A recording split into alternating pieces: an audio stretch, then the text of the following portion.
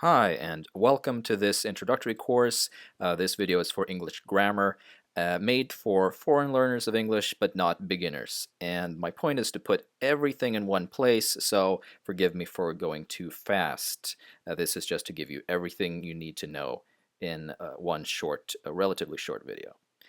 Start off with word classes. Nouns, those are the words you can put the in front of. In other words, things, either concrete physical things you can hold in your hand, or abstract things like, for instance, dreams, thoughts, and terror. Those are abstract. Verbs, that's another word class that is highly important here. Words that convey an action or state of being. When you say I am, you're using the verb to be.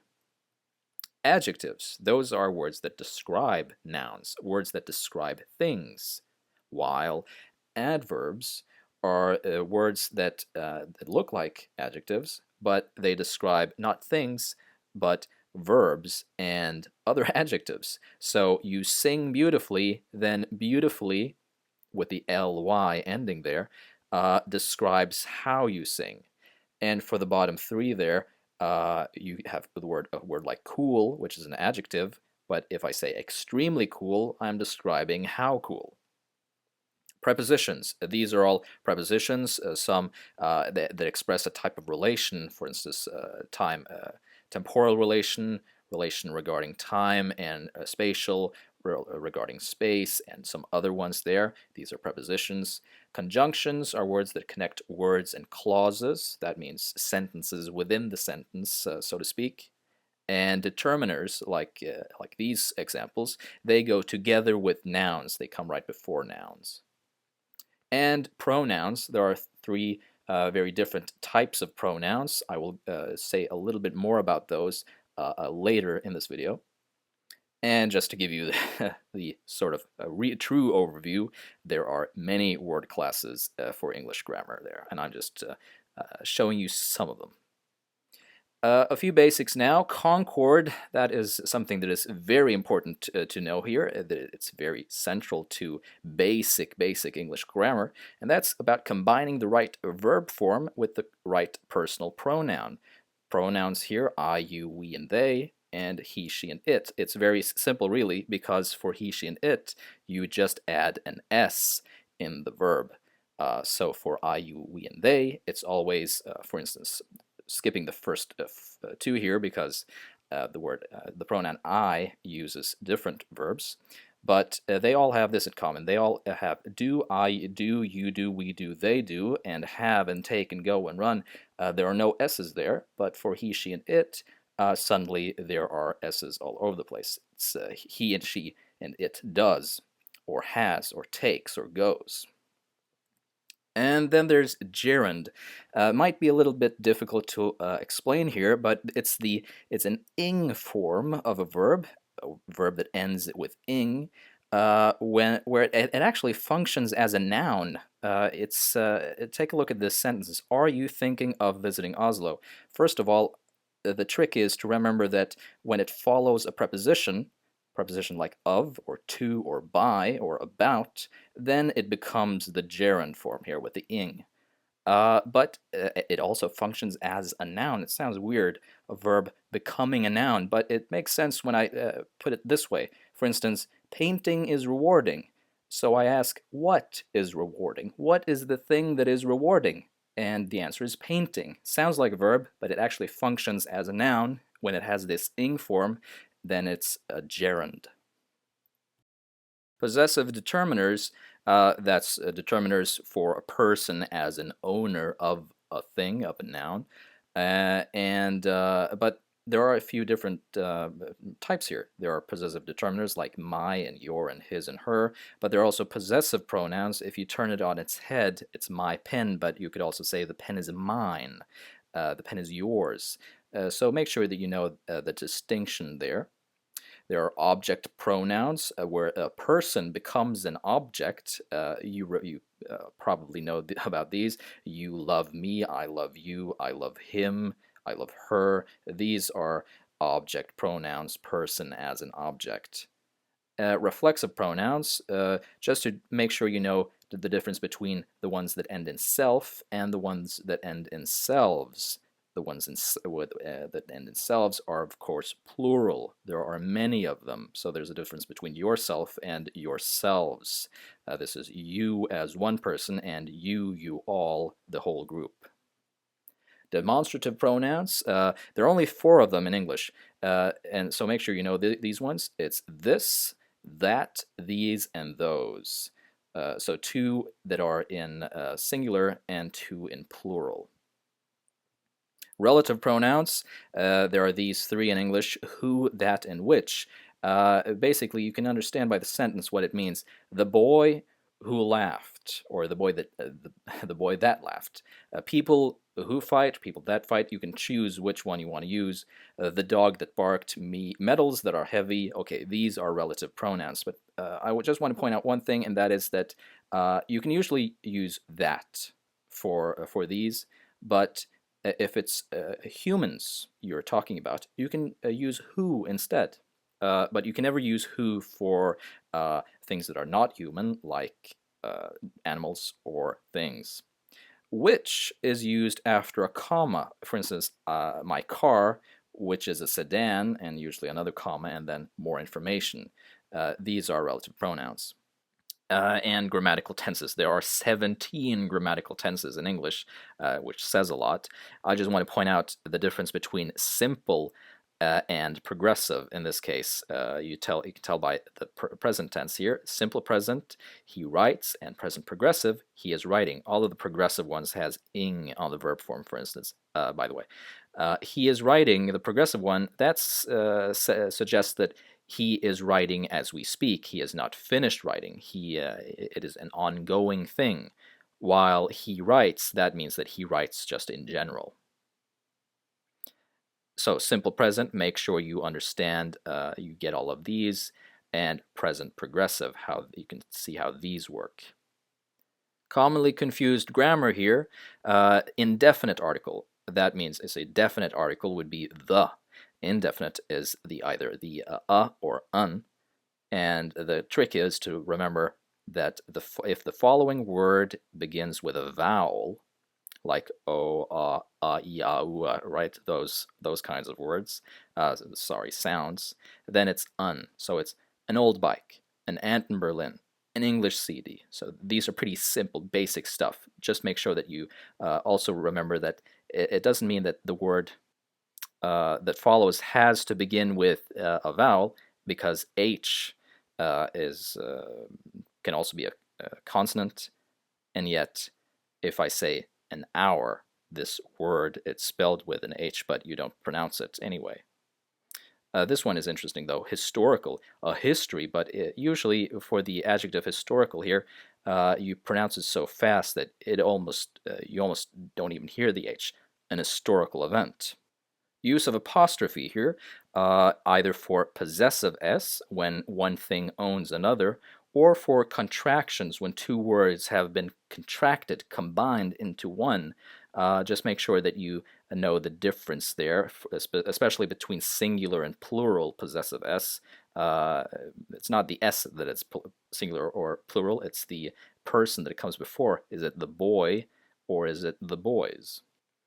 And make sure that you know these. There is and are, or was and were. They are all followed by nouns. There is a thing, there was a thing, etc. While it is or it was generally followed by an adjective. Okay, and again, adjective or adverb, I explained this earlier. Just make sure you recognize the difference between them. Adverbs usually have the ly ending. Position of adverbs of frequency or degree or manner, they will come before verbs. So it's we always sing, or they rarely go out, not we sing always. In some languages, this is different, the positioning of adverbs like this. But in English, they do come after to be. So it's I am often late, he is never hungry, not he never is hungry. But if you have more than one verb, for instance, I have eaten, then have is called an auxiliary verb here, because it's I eat, I ate, but then it's I have eaten. Anyway, then the adverb comes after the first verb. Concord S. Again, make sure you understand these. The man was here and he loves ice cream. This makes sense grammatically. It's the man, he is he. And then you have the S, the Concord S, right? While the girls, they are plural, they are a group, they are they were, and they love. There are no S's there. By the way, if it's a word that ends in one, as like someone or anyone or something or anything, like these here, then they function just like he, she, and it. Is everyone here? It's singular, and everything is going to be all right. Some common spelling mistakes here, confused words. It's basically word pairs that people might confuse. There's a difference between your and your, even though you don't hear it in this case. This obviously means you are. It's a contracted form, and this is just the determiner your, and then the thing that you own. So make sure that you distinguish between these. And irregular plural nouns, that's when where spelling is changed when you change from singular to plural. For instance, it's life, one life, but multiple lives. Now, obviously, the plural often has the S, but in this case, the F is also turned into a V. You can see it, the same thing happening with wife and knife, and a few other spelling changes going from singular noun to plural noun. And some irregular verbs. Again, regular verbs, those are the ones that always end with ed in past participle, but not these. So it's you might have thought it's to beat and then beated and have beated, but that's not correct. These are irregular, so all of these have a slightly different verb tenses here. And capital letter. This is very central for English spelling. In all names and titles, although in titles not usually not in prepositions and conjunctions within the title, you need a capital letter. So therefore it's the Lord of the Rings, and Lord and Rings are capitalized in many languages. They wouldn't be. But also religious and political groups, Christians and Hindus, Catholics, Protestants, also for American politics, Democrats and Republicans. These are names of groups, and names in English will always have a capital letter. And obviously also languages and nationalities, Americans and British, English, Italians, with capital letters there. And here are some common phrasal mistakes. These I've made mostly for speakers of my own language who are learners of English. English is not my first language, in which case meaning, the word for meaning, and opinion is identical. So I'm just pointing out here, when you ask for meaning, you're just clarifying, I don't understand. What do you mean? Well, what I mean is, what does this mean? But if you're asking opinion, then it's, what do you think? Well, what I think is, or I believe, or I feel. That's opinion. And will and want to, again in my language, the word for both are identical. Will means something that is going to happen. Will in English really is identical to going to. So you will lose, you are going to lose. I will not let you down, this will not happen. But if you're expressing desire, something you just want, then you use want to. I want to go home, they want to buy our house. There's a difference between get or be that this one is actually a lot of native speakers of English get wrong. The get is followed by an adjective, while to be here, or was, usually it's past tense, it would be followed by a verb. I got angry. I got scared. But she was killed, or she was arrested. Not she got killed or she got arrested, even though you might probably hear that often from native speakers of English, but it's not grammatically correct, because you wouldn't have said I got born. That basically grammatically is identical. I was born and I was elected. And make sure you know the difference between if or whether. In this case, if this is correct, then, and then something else here because this is a condition, but you could also say whether that is correct or not, and then follow up with something, but that's not identical to saying if this is correct. You can also change the order here, so it's whether or not that is correct. Other or others, how do we distinguish between them? Well, other, you might think that others with the S, then you at least know that it's plural. But notice here, other people, other books. These nouns are plural, but you don't need an S here because we already tell from the nouns that we're talking about something that's plural. But I could say more than others. In this case, I'm omitting. I'm not putting in the noun. So others clearly here says that I'm talking about multiple things.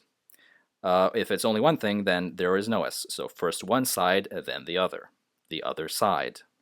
I used to and I usually, see, this means tend to, basically. The point is, in past tense, you could say, I used to drink, but not anymore. In the present tense, you don't say, I used to drink. If you mean to say, I tend to drink, you mean, I usually drink. Make sure you understand this. It's as good as gold. There were as many as 500 people at the lecture. In some languages, these words would be different, perhaps. Either this or that, meaning, this thing or that thing. Neither this nor that means not this thing and not that thing. And the difference between who or whom, pretty simple, really. Just remember that whom follows a preposition. It comes after a preposition. So who did this and who did you make this for? That's pretty straightforward. But to whom do I owe the pleasure? Or you made this for whom? See, to is a preposition, for is a preposition. This is interesting, though, because this sentence is identical to the previous one. Who did you make this for? If you change the order, you made this for whom? So for is a preposition. You get whom when you put it after the preposition. And there's a difference between may be, and maybe, to basically point out that maybe is almost the same as saying can be. In many languages, it would probably be can be that you're saying there can be something there. There might be something there. There's a possibility that something is there. Be is the verb, right, for to be, that there is something. While this word maybe there is something there. My point is that you can't put these together and say there may be in one word something there. This is different. Had been or would be. If people who speak my native language get this wrong all the time, in fact they do it wrong in their own language.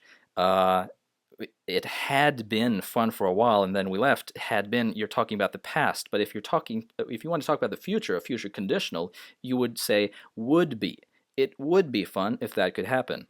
Or in fact, another strange conditional in the past, it would have been fun if that had happened.